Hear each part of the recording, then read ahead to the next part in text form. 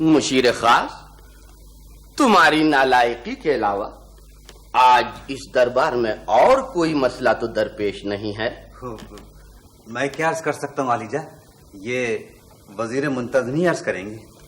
مقدموں کا وقت ہو گیا حضور والا، کیا آپ انصاف پر توجہ فرمائیں گے؟ کیوں نہیں، انصاف ہوگا، ضرور ہوگا۔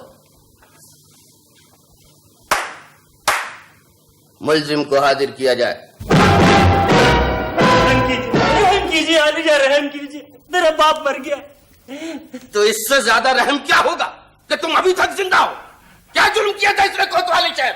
عالیجہ، اس کا باپ شفا خانے میں داخل تھا، مر گیا، اور یہ شخص علاج کا معاوضہ ادا کیے بغیر اس کی لاش گھر لے جانا چاہتا ہے۔ حضور والا، شفا خانے کا معاوضہ اتنا زیادہ ہے کہ میں اپنے گھر بیچ کے بھی اسے پورا نہیں کر سکتا۔ یہ کیسے وزیر منتظم؟ کیا علاج کے اخراجات اتنے زیادہ ہیں؟ حضور والا، دواؤں کی قیمتیں بڑھتی جا رہی ہیں اور معیار گھٹتا جا رہا ہے، بیمار آخر کیا کریں، کہاں جائیں؟ شہنشاہ معظم، اس پر ایک شعر فی البدیہہ موضوع ہو گیا ہے۔ عرض کرو۔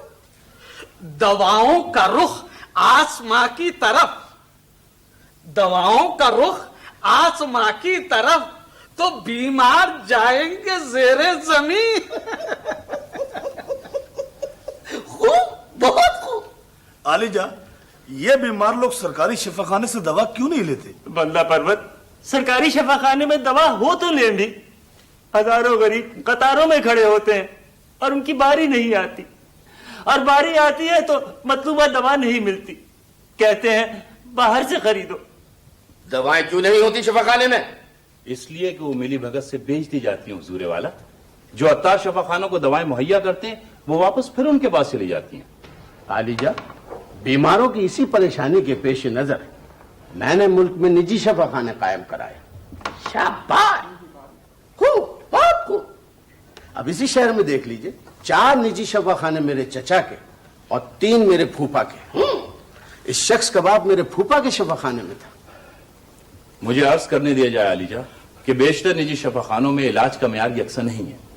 یقیناً کچھ طبیب اور جراح خدا ترس بھی ہیں، لیکن اکثر طبیب نبض دیکھنے کے اتنے پیسے لیتے ہیں کہ مریض کی نبض ٹوٹ جاتی ہے۔ تو غریب رعایا سے کہا کس نے کہ نجی شفا خانوں میں علاج کرائیں؟ اور شاندار کمرے، قابل معالج اور اعلیٰ دوائیں صرف عمائدین سلطنت کے لیے ہیں۔